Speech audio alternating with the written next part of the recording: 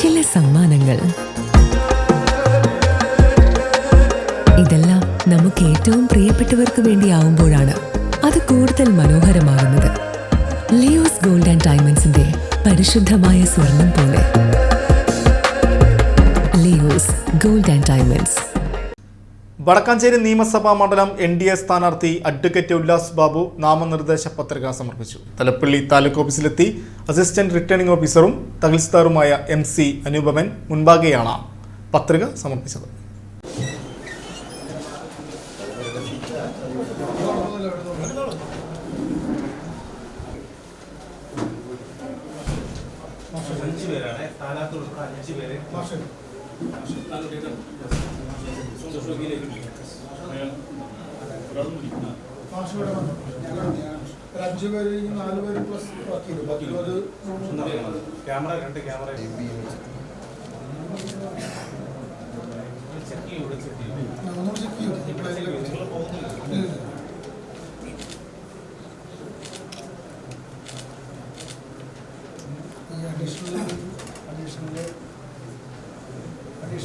വടക്കാഞ്ചേരി നിയമസഭാ മണ്ഡലം NDA സ്ഥാനാർത്ഥി അഡ്വക്കേറ്റ് ഉല്ലാസ് ബാബു തിങ്കളാഴ്ച ഉച്ചയ്ക്ക് 2 മണിയോടെയാണ് തലപ്പള്ളി താലൂക്ക് ഓഫീസിലെത്തി നാമനിർദ്ദേശ പത്രിക സമർപ്പിച്ചത്. അസിസ്റ്റന്റ് റിട്ടേണിംഗ് ഓഫീസറും തലപ്പള്ളി തഹസിൽദാരുമായ MC അനുപമൻ മുമ്പാകെയാണ് പത്രിക സമർപ്പിച്ചത്. BJP ജില്ലാ general secretary Bipin Koodiyedath, Girish Kumar Kadavath, advocate N Santhosh, MK Narayanankutty, PG Raveendran, councillor E Krishnanunni തുടങ്ങിയ നേതാക്കളും നിരവധി പ്രവർത്തകരും താലൂക്ക് ഓഫീസ് പരിസരത്ത് എത്തിയിരുന്നു. ഇടത് വലത് ശക്തികളുടെ കരങ്ങളിൽ നിന്നും ഒരു മാറ്റം വടക്കാഞ്ചേരി ആഗ്രഹിക്കുന്നുണ്ടെന്നും ഇത്തവണ ആ മാറ്റം NDAയിലൂടെ വോട്ടർമാർ യാഥാർത്ഥ്യമാക്കുമെന്നും ഉല്ലാസ് ബാബു പത്രികാ സമർപ്പണത്തിന് ശേഷം ആത്മവിശ്വാസം പ്രകടിപ്പിച്ചു.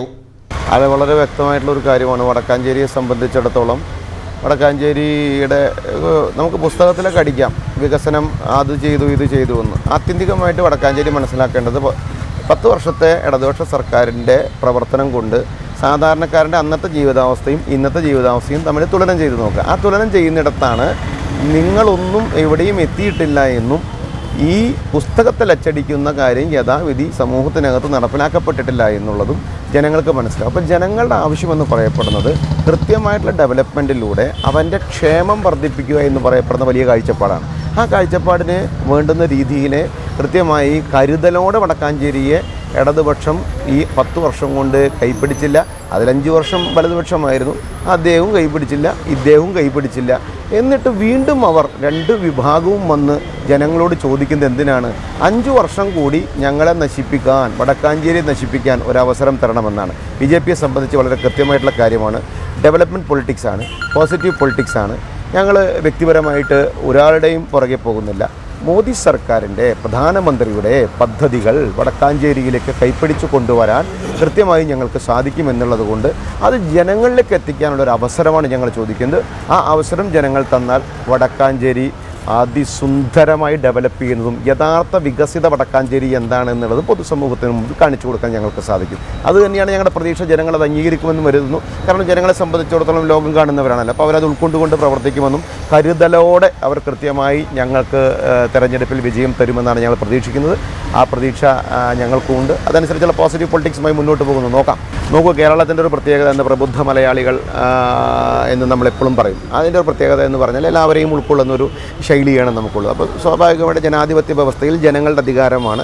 അവരുടെ അധികാരത്തിൽ ഞാൻ പരിപൂർണമായി വിശ്വാസം അർപ്പിക്കുന്നു. എല്ലാവരും ചിരിക്കുന്നു, എല്ലാവരും സ്വീകരിക്കുന്നു, എല്ലാവരും ബഹുമാനിക്കുന്നു. അപ്പോൾ അതിനെ പോസിറ്റീവായിട്ട് എടുക്കുക. അത് വികസിത വടക്കാഞ്ചേരിക്ക് വേണ്ടി നല്ലതായിട്ട് വരുമെന്ന് പ്രതീക്ഷിക്കുന്നു.